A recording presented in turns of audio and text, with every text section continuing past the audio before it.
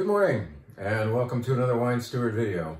I am not Chef Jim. I would never consider myself a chef. I am only a half-decent cook.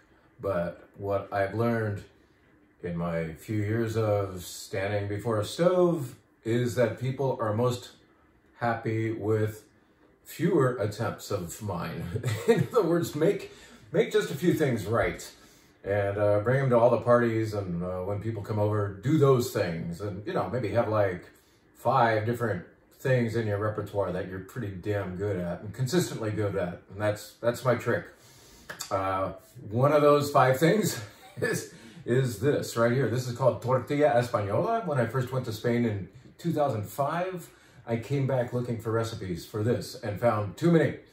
And I had to kind of like work through all of those to determine my own favorite way of making this thing. Tortilla Española has absolutely nothing to do with a flour or corn tortilla that you would have from Mexico or in Mexican food. This is, as you can see, much different looking. It is, some people would call it an omelet or a frittata, and they'd be wrong. This is Spain's most important snack. This is what you see absolutely everywhere, even in the gas stations. If you're driving down the Highway 5 of Spain in the middle of nowhere and, oh, finally a rest stop, you know, let's pull into that gas station, they will have tortilla there. It's Spain's starch, if you will. It is made with potato and sometimes onion, always egg, and a lot of olive oil. In fact, those potatoes boil until they're very soft. They boil, they don't fry, they boil in olive oil along with the onion. And then you drain off most of that oil and add egg and maybe some milk, maybe some salt and pepper, and let that kind of, I know it sounds disgusting, but let that coagulate for about 10 minutes, that mixture, and then back to the skillet. All that mixture goes to the skillet, you hit it hard with heat, and then the hard part. After about 5 minutes of that being there, frying on one side, now it's frying, by the way, you put a plate on top, invert the skillet, hope that you don't burn your arms with dripping olive oil, and return that to the skillet so that both sides get treated with heat and become beautiful like this. So Tortilla Española, the reason why I'm talking all about it is because occasionally we make it for our WineBar menu. And in fact, I got here at 5:30 this morning, not just to work on the WineBar menu, but to make 2 of these first. So come on in, it's on the menu. These are great. This is a Spanish treat. You will enjoy it. Tortilla Española on the WineBar menu. Let's leave this here to inspire and make you wonder how soon you can get down to our WineBar. The menu's printed. Let's start. Let's tell you though, first, that this is Wine Club time. Every month, we tell our hundreds and hundreds of Wine Club members, and the rest of you who are not yet Wine Club members, we hope to have you aboard, that your, now this time, October wines are ready to come in and pick up. We have 6 different monthly wine clubs. Members of our different wine clubs get 10% off everything they buy here as our thanks to you. Yes, to thank you for the fact that we are able to choose for you, sell you, basically, 2 bottles of wine that we found from here and here and here and here. We give you 10% off everything else you buy here. So that's pretty cool. You get notes about the wines that I'm working on right now. They're not through yet. Yes, the wines are ready to pick up, and naturally Jim isn't through with his notes, sorry. But point is, we would love to have you aboard. This store is basically sustained by the Wine Club membership. I mean, we sell a lot of wine out the front door, and a lot of wonderful patrons come up to our wine bar. That's all good, but as you can imagine, the Wine Club is a very critical part of our business, and we would love to grow our numbers so I can sleep better at night. How about that? So think about joining one of our 6 monthly wine clubs. You can go to thewinesteward.com for more information. You can come on in and we'll further describe here. Come on up, have a glass, and we'll talk all about the clubs to you.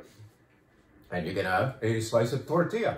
This bottle is here as an indication of those wines being ready for you to pick up, because this is in fact a South African Bordeaux blend. Well, Bordeaux style blend, I guess I should say, because it's not from Bordeaux. It could be from Bordeaux. The World Class Wine Club gets great wine, normally red, from all over the world. World class meaning the price point and the quality is higher than our Wine Adventure Wine Club. So reds, 2 of the reds This month, what's the other one? I can't even remember. This is the one I'm writing notes about right now. This is from Delaire Graph, and it's a bold and delicious, smoothing out blend of Cabernet Merlot, Cab Franc, Petit Verdot, Malbec, and I forgot one of the Bordeaux varieties. Anyway, it's got all 5 in there. It's very good. It's from South Africa. And when's the last time you had a great Bordeaux style blend from South Africa? Maybe if you're in the World Class Wine Club, it's going to be tonight. Good stuff. Think about joining a club, please. Now let's roll through our wine bar menu. This was fun. The other reason why I got here early this morning was to publish the new every week wine bar menu. So what we're going to do is a sparkling wine of the week. There's always one of them. Is Sorgente. I need to get that a little higher. Let's get the box. How about that? Sorgente. Prosecco. How about that? Beautiful. We've all had Prosecco before. If you haven't had this one, then you didn't know that Prosecco can actually be pretty damn good. This transcends the bunco party quality Prosecco that some of you have no doubt had. In other words, most Prosecco is kind of brainless. This is better. Sorgente, smaller production. It's good shit, okay? Come on in and have a glass of that, and then perhaps embark on our white wine flight. White wines entirely from Spain this week. So it's 5 different white wines from Spain, beginning with a Rioja Blanco.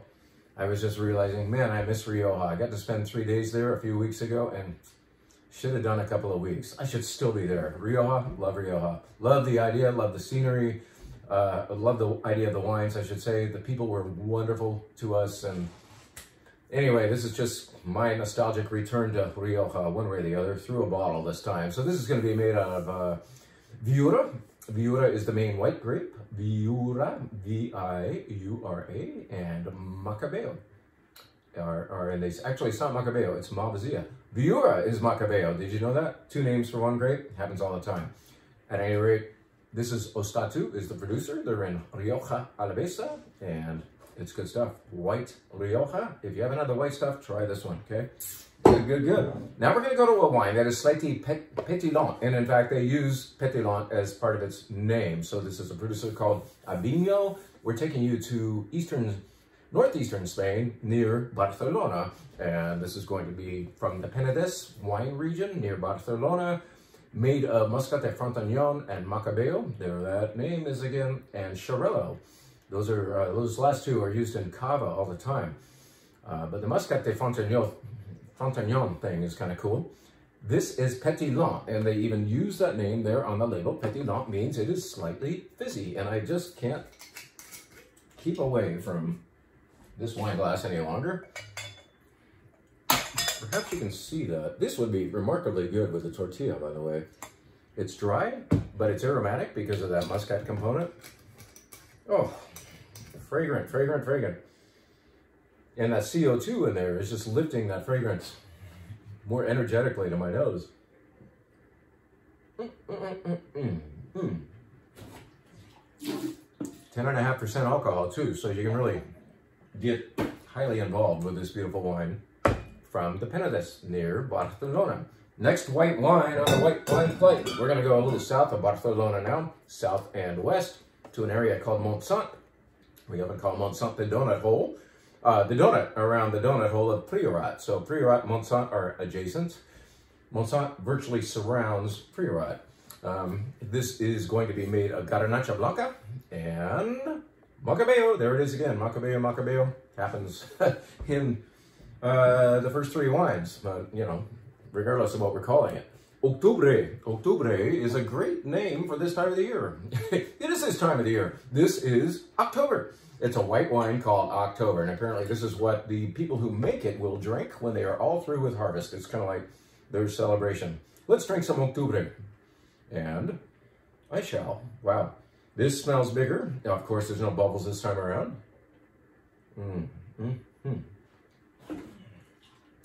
It's rounder. This would go great with pumpkin soup, pork roast, that kind of thing. A great fall wine. After all, it's called Octubre. Next white wine. I really like what happened here with this sequence, you know. Normally you start, if you're doing a flight of wines, with a delicate and then end with a bigger. Well, we're just not being normal. We're gonna just screw around with your palate and keep it excited with the unexpected thrill of different sized wine. So here, all of a sudden, we're gonna go more acidic, more nervy and zingy than what we just had. We're going to a hotter place in Spain, which ironically makes one of the most acidic, zingiest wines in Spain. That doesn't normally happen. Like in a hot area, it's very hard to maintain acidity in a grape. But Verdejo, this grape, Verdejo, Verdejo, is capable of maintaining acidity in warm places like Rueda. Rueda is just like a 45 minutes drive north of Madrid, right in the middle of the freaking hot country there. Oh, see, you just smell it, and man, your nostrils hair is just like straighten out. I hope whatever.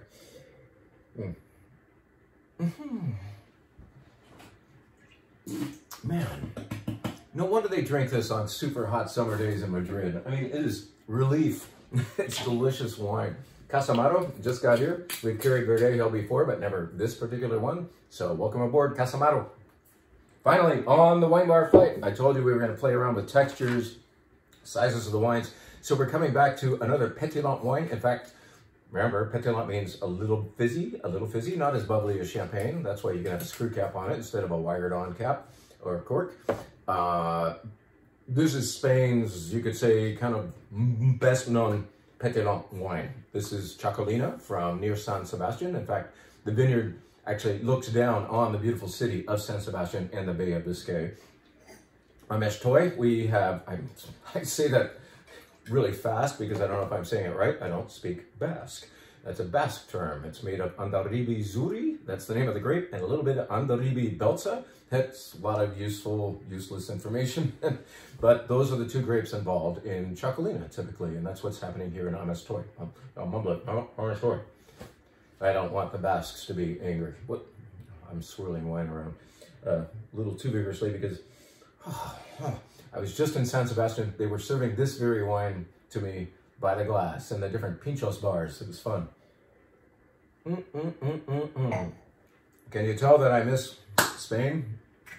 Hence the white flight. All right, we must leave that behind, however, and show you the rosé of the week. Yes, we're still doing that. You guys have been fantastic about buying rosé this summer. In fact, every time I think I've got too much, I go downstairs and I realize, oh my gosh, we're selling out of rosé. And yeah, we want to deplete our inventories a little bit at this time of the year, but we got to think ahead toward Thanksgiving. We got to think that a lot of you love rosé all year long now, and kudos to you for that. And here is one of the great rosés to drink all year long because it's just got a little more silky mouthfeel to it than the Provence rosés. This comes from Sancerre, and you're saying, Sancerre, wait, Jim, it's pink. Yeah, it's pink. Sancerre comes in red, pink, and white. When it is red and pink, it is made entirely of the Pinot Noir grape. So Sancerre Rosé. There you go. Silky. It's like liquid satin. After all, it's made of Pinot Noir in the area of the Loire Valley called Sancerre. Brilliant stuff. That's the rosé by the glass. All right, red wines. Of course we do red wine. So, diversity now. We just wanted to show you a bunch of red wines from all over the place, including a couple that are going into the wine club this month. Just a reminder to you non-members that we would love to have you aboard. The Wine Steward needs you, and you need 10% off everything you buy here, right? So come on, join a club and get in on something this week that just arrived, of which we have no more than 2 cases. This is Rosso di Montalcino. So it's 100% Sangiovese from Tuscany, from near the hill town of Montalcino. It's the baby brother of what? Brunello di Montalcino. And as you can see, I must taste it just to be sure it's authentic, you know. And the cork happens to be sticking out, so why not? It's very available. So look, Sangiovese is not typically a purple wine. It's not typically a biggest Cabernet wine. It is better known for its nerve and lift and zest and food friendliness. You can, in fact, do this with a ribeye. However, you would think, wait, a ribeye is big, right? Big flavors. This acidity, the blood of Jove, cuts right through that ribeye. It gives you actual relief, and it's super aromatic. Wow. It's one of the great, it is arguably the greatest Sangiovese in the world, coming from here from Montalcino. So again, Brunello de Montalcino's baby brother costs a bit less than Almighty Brunello, and you drink it sooner. Sesta, sorry, Tenuta di Sesta.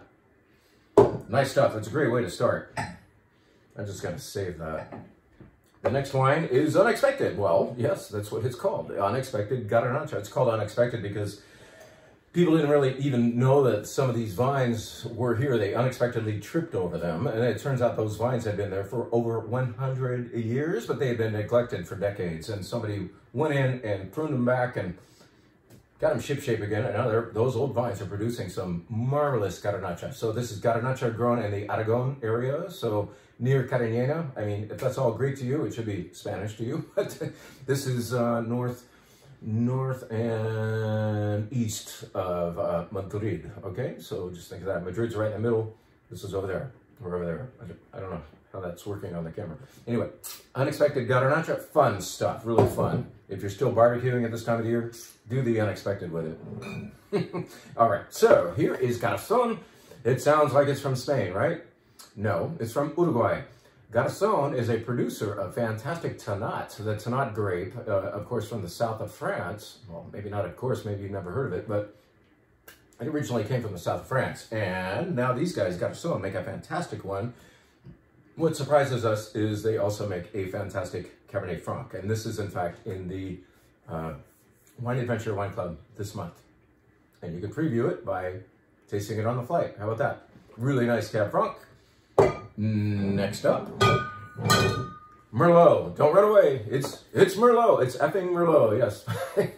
This is from arguably one of the two best places in the entire world for that Merlot grape. And I would think that Bordeaux, it's the most planted grape in Bordeaux. Did you know that? Merlot, not Cabernet, is the most planted grape in Bordeaux. But it also does amazingly well up in the Columbia Valley of Washington State. And that's what we're going to be having here with 9 Hats. Nice, dark, smooth and yet rich Merlot. It's beautiful stuff. This is meant to like encourage you to get back to that variety. This was unfairly maligned in the movie Sideways, and we welcome Merlot back into our world. Finally, a wine that once again is in the Wine Club situation this month. October Wine Club, Red Collector Wine Club. You get 2 magnificent reds, sometimes ageable reds per month. This is from Laird. This is a repeat, except it's a new vintage, so it's not a repeat. This is Laird's Gillian's Blend, and it's going to be made of Cabernet, Syrah, Merlot, Petit Verdot, Malbec, and something else. Can't remember. But anyway, it's Bordeaux varieties plus a little bit of Syrah, so it's fun. It's delicious. It's kind of like the Mi Sueño El Llano we used to carry, and I hope to carry again someday. At any rate, all of these wines would be fantastic with Tortilla. The Bordeaux event, I believe there are 2 seats left, so now you know that just 2 seats remain for next week's Bordeaux event. We might even do a redo of it based on the how many people have been eagerly signed up. So be looking for that possibility. And come to the wine bar, have some tortilla, and we look forward to seeing you. Have a great one, and join a wine club, will you? Thank you. Bye.